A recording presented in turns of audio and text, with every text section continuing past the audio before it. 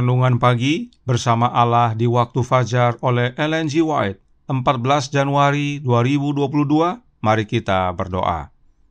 Bapa kami yang di sorga, Allah pencipta langit dan bumi, laut dan segala isinya, Allah yang maha besar, maha kuasa, sumber segalanya, yang kami sembah selalu melalui anak-Mu yang tunggal, Yesus Kristus. Terpujilah Yesus, anak Allah yang maha tinggi, yang adalah jalan dan kebenaran dan hidup bagi kami. Pada pagi hari ini kami bersyukur boleh bangun dan berbakti, dan sebagaimana membaca dan mendengarkan nasihat firman-Mu, kiranya ini menjadi pembaharuan bagi masing-masing kami. Beserta kami sepanjang perbaktian ini, kehendak-Mu yang jadi. Ampun kami akan dosa dan salah, karena kami berdoa hanya dalam nama anak Allah yang tunggal, Yesus Kristus, yang adalah Tuhan dan Juru Selamat kami. Amin. Renungan hari ini akan dibacakan oleh Saudara Nebinson Sitanggang. Kepada Saudara Nebinson, kami persilahkan. Judul renungan pagi kita pada hari ini adalah Takhta Allah di Surga. Ayat intinya terdapat dalam Mazmur 11 ayat 4. Bunyinya demikian. Tuhan ada di dalam bait-Nya yang kudus. Tuhan tahtanya di surga. Matanya mengamat-amati, sorot matanya menguji anak-anak manusia.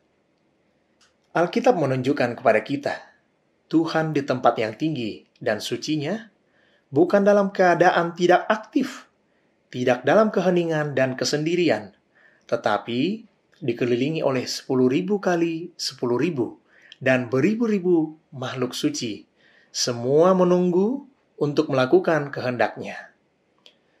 Melalui para utusan ini, Dia aktif berkomunikasi dengan setiap bagian dari kekuasaannya. Oleh Roh-Nya, Dia hadir di mana-mana. Melalui hak pilih Roh-Nya dan para malaikat-Nya, Dia melayani anak-anak manusia. Allah duduk di tahtanya di atas kegaduhan yang ada di bumi. Segalanya terbuka di hadapannya, dan dari kekekalan Ia memerintahkan apa yang terbaik dalam pemandangannya. Pengetahuan kita akan Allah tidak sempurna. Saat pertikaian berakhir dan Yesus Kristus mengakui di hadapan Bapa para hamba-Nya yang setia, ketika berada di dunia yang berdosa, mereka telah menjadi saksi baginya. Mereka akan memahami dengan jelas apa yang dahulu misteri bagi mereka. Kristus membawa serta ke pengadilan surgawi kemanusiaannya yang telah dimuliakan. Kepada mereka yang menerimanya, Dia memberikan kuasa untuk menjadi anak-anak Tuhan, agar akhirnya Tuhan menerima mereka sebagai milik-Nya untuk tinggal bersamanya selama-lamanya. Jika selama hidup ini mereka setia kepada Tuhan, mereka akhirnya akan melihat wajah-Nya, dan nama-Nya akan ada di dahi mereka. Dan apakah kebahagiaan surga selain melihat Tuhan? Apakah sukacita yang lebih besar bagi orang berdosa yang diselamatkan oleh kasih karunia Kristus selain melihat wajah Tuhan dan mengenal Dia sebagai Bapa? Seri Membina Keluarga Jilid 4, halaman 378. Terima kasih.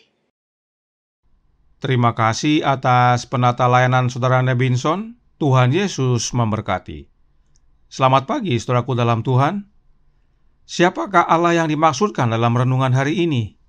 Renungan hari ini dikutip dari buku The Ministry of Healing bab 35 yang menjelaskan tentang siapa Allah tersebut dan siapa anaknya.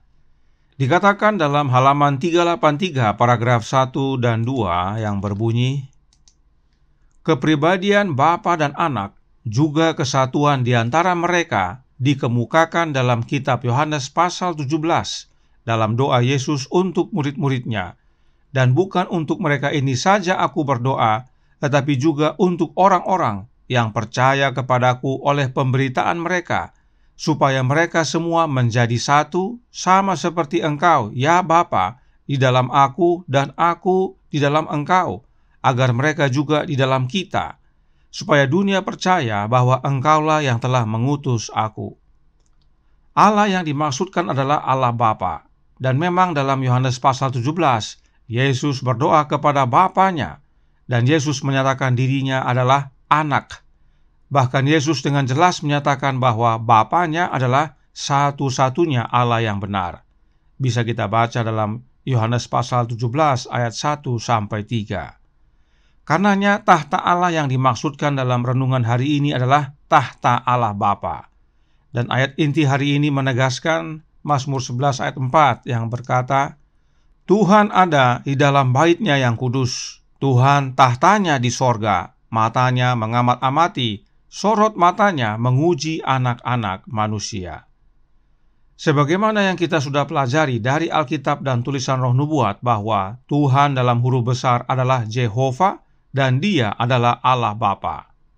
Karenanya saat renungan hari ini berkata dalam Bersama Allah di waktu fajar halaman 29 paragraf 2, Allah duduk di tahtanya di atas kegaduhan yang ada di bumi, segalanya terbuka di hadapannya. Allah yang duduk di atas tahtanya ini adalah Allah Bapa. Dan Alkitab telah menyatakannya akan hal ini dalam Wahyu 4 ayat 2 berbunyi, Segera aku dikuasai oleh roh dan lihatlah, sebuah tahta terdiri di sorga dan di tahta itu duduk seorang. Jelas dikatakan oleh Alkitab bahwa ada satu tahta di sorga dan ada satu oknum yang duduk di atas tahta itu. Apakah dia hanya duduk diam, tenang-tenang saja? Oh tidak. Renungan hari ini melanjutkan dalam halaman 29 paragraf 1 yang berbunyi, Oleh rohnya dia hadir di mana-mana. Rohnya siapa yang dimaksudkan? Rohnya Allah tentunya. Apakah rohnya Allah itu oknum yang lain yang berbeda dari Allah? Tentu tidak. Rohnya Allah artinya rohnya Allah itu sendiri. Dan karena Allah itu adalah Bapa, maka roh yang dimaksudkan adalah rohnya Allah Bapa. Nah, ada terjemahan yang kurang tepat dalam renungan hari ini.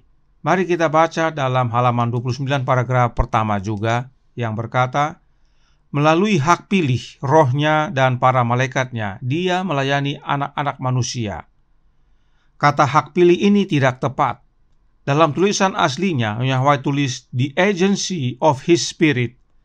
Arti yang sebenarnya dari kata agency bukanlah hak pilih. Silahkan lihat kamus Merriam-Webster, kamus yang sering digunakan oleh Yahweh. Namun untuk lebih membantu, mari kita lihat terjemahan IPH lainnya untuk kata agency ini. Kita buka Kisah Para Rasul halaman 44 paragraf 5 yang berbunyi, Dan pada zaman rasul-rasul ia mengerjakan bagi sidangnya melalui perantaraan Roh Kudus. Kata agency dalam kalimat ini oleh IPH diterjemahkan menjadi perantaraan, dan ini cocok. Sebab memang agency mempunyai pengertian exerting power, yang artinya mengerahkan kuasa. Satu lagi kita lihat dalam Kisah Para Rasul halaman 19 paragraf 1, yang berkata, Ia tidak maksudkan hanya pekerjaan mujizat, tetapi kepada semua yang akan terjadi di bawah pengaruh Roh Kudus. Kata agency dalam kutipan ini diterjemahkan oleh IPH menjadi pengaruh. Dan memang kembali selaras dengan makna kata agency tersebut, yaitu mengerahkan kuasa. Jadi, terjemahan yang lebih cocok untuk kata agency dalam renungan hari ini adalah melalui perantaraan rohnya dan para malaikatnya, dia melayani anak-anak manusia. Karenanya, Allah Bapa tidak duduk diam dan tenang-tenang di tahtanya, tetapi oleh perantaraan rohnya Bapa, dia melayani kita, anak-anaknya. Bagaimana caranya kita menerima rohnya Bapa? Sudah pasti melalui anaknya. Paulus menjelaskan yang berikut ini dalam Efesus 3 ayat 14-17.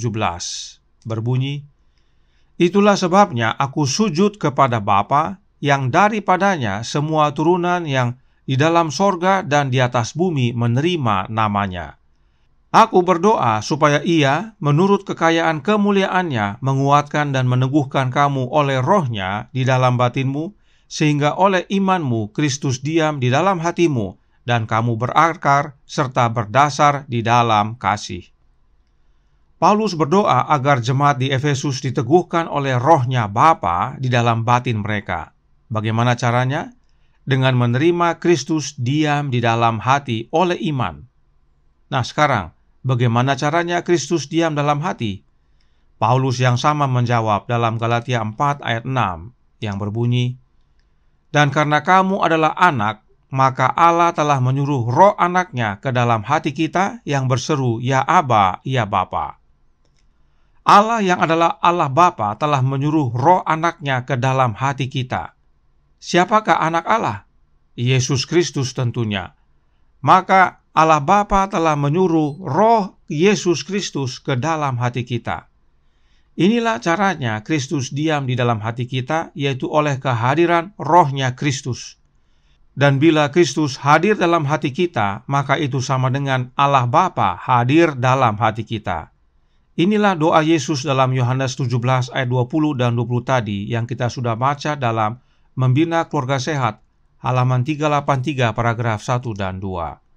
Dikatakan, perhatikan yang warna biru, "Dan bukan untuk mereka ini saja aku berdoa, tetapi juga untuk orang-orang yang percaya kepadaku oleh pemberitaan mereka, supaya mereka semua menjadi satu, sama seperti Engkau, ya Bapa, di dalam aku, dan aku di dalam Engkau, agar mereka juga di dalam kita, supaya dunia percaya bahwa Engkaulah yang telah mengutus aku." Jelas sekali Yesus berkata, "Engkau ya Bapa di dalam aku dan aku di dalam Engkau, agar mereka, yaitu para murid dan kita semua, di dalam kita."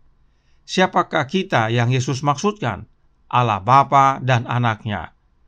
Bagaimana caranya Bapa di dalam anaknya dan anak di dalam Bapa? Oleh kehadiran rohnya Bapa di dalam Yesus. Lalu bagaimana caranya Allah Bapa dan anaknya di dalam kita? Oleh kehadiran roh anak Allah. Sebab Bapa terlebih dahulu sudah di dalam anaknya. Sehingga bila mana kita menerima anaknya dalam hati kita oleh kehadiran rohnya, maka itu sama dengan Bapa di dalam kita. Ingat baik-baik kebenaran ini, saudaraku dalam Tuhan, sebab inilah penghibur itu. Karenanya Allah Bapa tidak hanya bertahta di sorga. The Spirit of Prophecy, volume 3, halaman 52, paragraf 2 berkata, "Ketika Allah memiliki tempat yang sah di atas tahta hati, tugas yang diberikan dalam 6 perintah terakhir akan dilakukan sesuai petunjuk di sana." Artinya, Allah yang adalah Bapa dapat bertahta di hati kita, dan bila Bapa bertahta di hati kita, maka 6 hukum dari 10 hukum Allah dapat kita hidupkan. Sebab Bapa sebagai pemilik hukum berkuasa dalam hati kita. Nah, bagaimana caranya agar Bapa bertahta dalam hati kita? Oleh kehadiran anaknya tentunya. Itu sebabnya Sermons and Talks volume 2 halaman 155 paragraf 2 menjelaskan. Dia mengetuk hatimu. Buka pintu dan biarkan dia masuk. Kosongkan hati dari segala keegoisan dengan hidup benar, makan benar, berpikir benar. Tahtakan juru selamat di dalam hati. Dengan lengan manusianya yang panjang dia merangkul ras manusia, sementara dengan lengan ilahinya dia menggenggam tahta yang tak terbatas, yaitu tahta Allah Bapa. Inilah caranya untuk menerima kehadiran Bapa dan bertahta dalam hati kita, yaitu melalui anaknya. Sebab hanya melalui Yesus kita dapat datang, masuk, dan terhubung dengan Allah Bapa. Lengan kemanusiaan Yesus merangkul kita, dan lengan keilahiannya merangkul tahta Allah Bapa. Dan saat kita memberikan tahta hati kita kepada Yesus, maka itu sama dengan memberikan tahta hati kita kepada Allah Bapa. Karenanya, di Ellen G. White 1888 Materials halaman 1802 paragraf 9 menyatakan, "Saudara-saudaraku, bersihkan sampah dari pintu hati, dan biarkan Yesus masuk dan berbicara denganmu. Biarkan dia duduk di atas tahta hati. Jika ada suatu umat yang membutuhkan pengaruh yang memurnikan dan yang menyucikan dari kebenaran Allah yang hidup, itu adalah umat gereja Masehi Advent hari ke-7. Karenanya renungan hari ini adalah panggilan bagi semua umat gereja Advent yang sekarang ini. Sebab kepada umat gereja Advent yang sekarang ini telah diajarkan bahwa Allah Roh yang tinggal dalam hati mereka, dan Allah Roh itu bukanlah Yesus. Padahal Alkitab dan Roh Nubuat dengan jelas menyatakan bahwa Kristuslah yang harus tinggal dalam hati kita oleh iman, melalui kehadiran Roh-Nya, yaitu Roh Kristus. Yesuslah yang harus bertahta di hati kita. Hamba Allah Nyonya White memanggil kita untuk menerima Yesus masuk dan biarkan Dia bertahta di dalam hati kita dan mengubahkan kita menjadi murni dan suci. Sebab hanya dalam Yesus kita dapat berbuah. Maukah kita buka pintu hati bagi Dia? Maukah kita buka pintu dan izinkan Yesus masuk? Tuhan memberkati. Saya bawa dalam nama Yesus. Amin. Mari kita berdoa. Bapa kami yang di sorga, Allah pencipta langit dan bumi, laut dan segala isinya, satu-satunya Allah yang benar yang kami sembah selalu melalui anak-Mu yang tunggal, Yesus Kristus. Terima kasih atas panggilan pagi hari ini. Sebab sudah banyak umat Allah yang diajarkan salah. Ada oknum lain dalam hati mereka yang bukan Yesus. Padahal di luar Yesus kami tidak dapat berbuat apa-apa, kering dan binasa. Oleh karena itu, renungan hari ini mengingatkan kepada semua umat bahwa buka hati kepada kehadiran Kristus, yaitu melalui kehadiran Roh-Nya. Dan bila mana Kristus hadir dan bertahta dalam hati kami, maka itu sama dengan Allah Bapa hadir dan bertahta dalam hati kami. Inilah yang memurnikan dan menyucikan kami, dan mempersiapkan kami untuk kedatangan Kristus yang kedua kali. Karenanya tolong kami ya Bapa, curahkan Roh anak-Mu dalam hati ini, kehendak-Mu yang jadi. Ampun kami akan dosa dan salah, karena kami berdoa hanya dalam nama anak Allah yang tunggal, Yesus Kristus, yang adalah Tuhan dan Juru Selamat kami. Amin.